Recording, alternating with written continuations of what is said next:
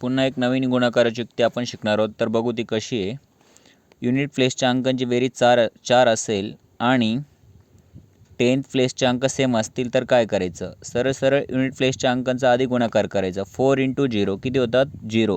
फक्त लिहिताना 2 वेळेस 0 लिहायचा. 6 × 6 36. आता नंतर या अंकांची बेरीज 4 आहे म्हणून इकडचा जो 10th प्लेसचा डिजिट आहे 6 त्याने या 4ला मल्टिप्लाय करायचं. 6 × 4 किती 24.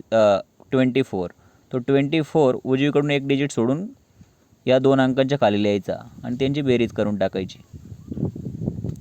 0 0 + 4 4 6 + 2 8 3 ॲज इट इज. पुन्हा बघा ह्या दोघांची बेरीज 4 आहे आणि हे सेम डिजिट आहे. परत यांचा गुणाकार करायचा. 3 × 1 3. लिहिताना 2 वेळेस लिहायचं. 0 3 असं लिहायचं. बघा 7 × 7 49.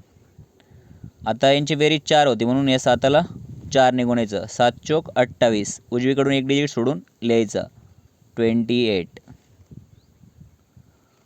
प्लस करायचं 3 ॲज इट इज. 0 + 8 8 9 + 2 11 आणि हे एक इकडे एक हातच्याला 4 + 5 4 + 1 5.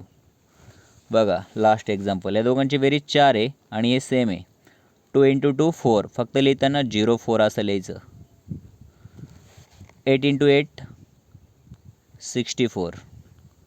आता बघा यांची बेरीज 4 म्हणून या 8ला 4ने गुणायचं. 8 चोक 32. उजवीकडून एक डिजिट सोडायचा मग लिहायचा 32 आणि यांची बेरीज करायची. 4 2 7 6.